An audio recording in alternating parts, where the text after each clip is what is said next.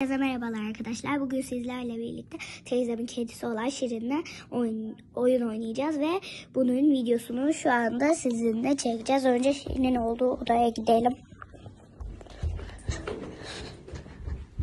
Bakın işte. Şuraya koyalım. Şirin'i göstersin. Bakın mamasını yiyor, birazcık yakınlaştırarak.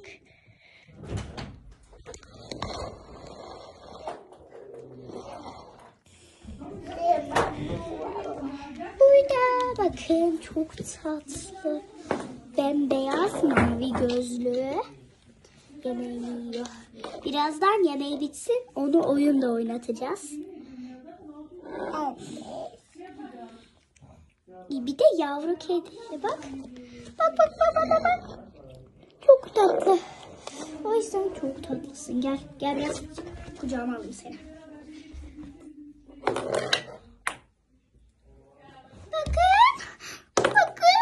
Abuna bakın. Abu tatlılık ne? Abu tatlılık ne? Gel. Bak, kameraya el salla. El sallayamaz ki.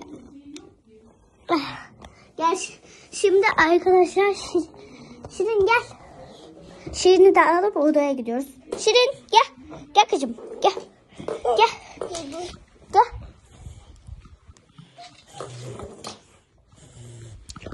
Şöyle onu odaya çekeceğim. Ya da bu odada devam edelim. Onu oynatırken.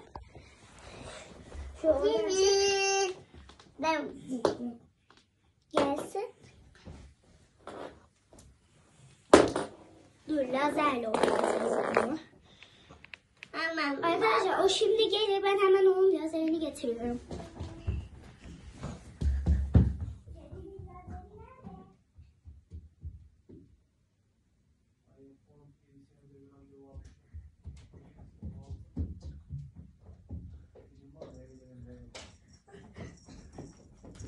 Arkadaşlar kedinin oyuncağını bulamadım. Yani lazerini bulamadım, bunu buldum.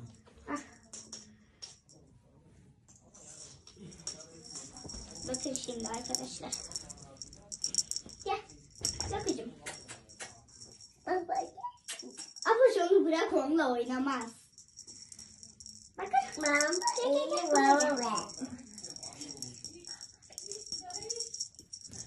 Durun. Şirin. Şimdi gel. Gel Şirin. Ama baba. Gel.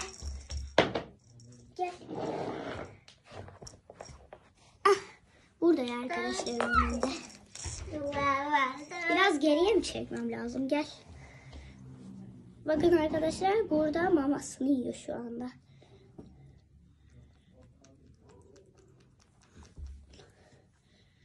Abuş bırak. Dur, birazcık havadan tutayım.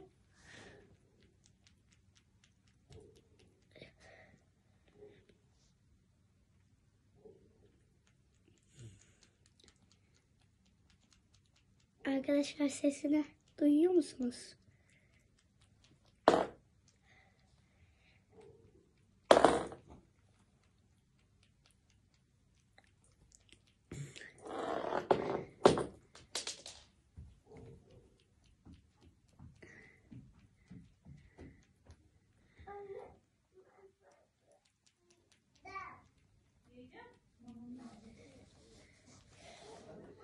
Çok tatlı bir kedi bu.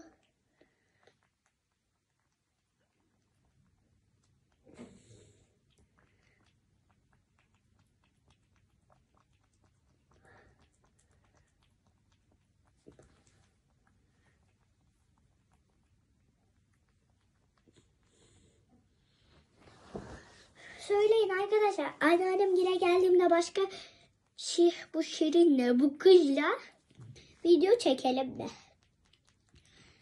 Çoğunuz bunu isteyecektir.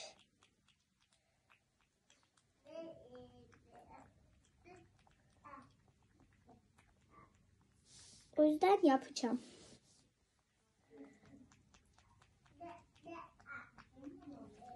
Doymadı bir çocuk. Şirin, al bununla oyna biraz.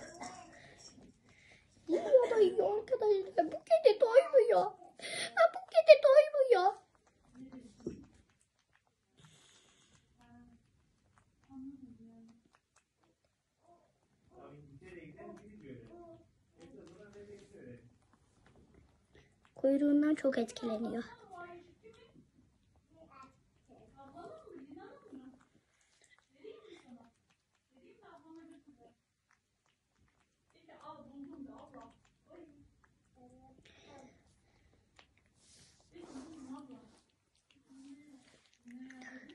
Bakın gözlerine bakın.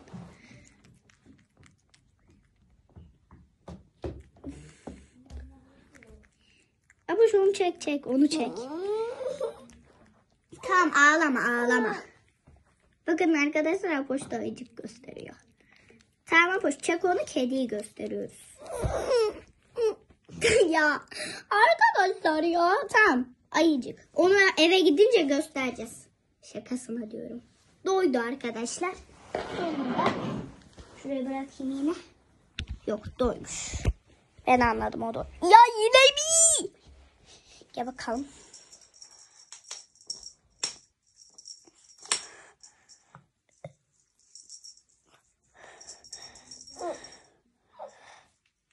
Ah, yemeğine sokarım. Arkadaşlar kamerayı sabitleyelim şöyle. Tamam.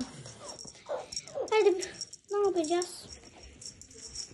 Yemek yiyecek zamanı buldu.